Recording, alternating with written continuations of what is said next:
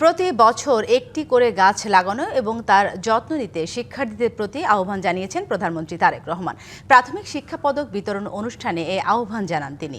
রাজধানী শেরেবাংলা নগরে বাংলাদেশ চীন মৈত্রী সম্মেলন কেন্দ্রে আয়োজিত অনুষ্ঠানে শিশুদের স্টল ঘুরে দেখেন প্রধানমন্ত্রী, কথা বলেন তাদের সাথে।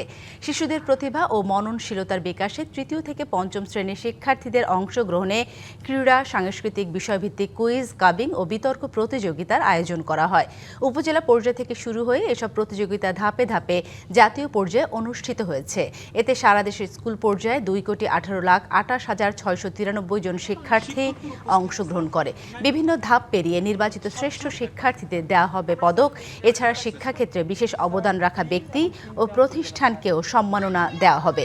ব্যক্তি পর্যায়ে 15টি ক্যাটাগরিতে দেশের 12,384 জন এবং প্রতিষ্ঠান পর্যায়ে 2টি ক্যাটাগরিতে 65,546টি প্রতিষ্ঠানের মধ্যে থেকে নির্বাচিত শ্রেষ্ঠ ব্যক্তি ও প্রতিষ্ঠানকে এর সম্মাননা দেওয়া হবে। নগদ নিয়ে এলো হার না মানা হার অফার। সর্বনিম্ন 10,000 টাকা রেমিটেন্স নগদে পাঠালে থাকছে স্বর্ণের হার জেতার সুযোগ।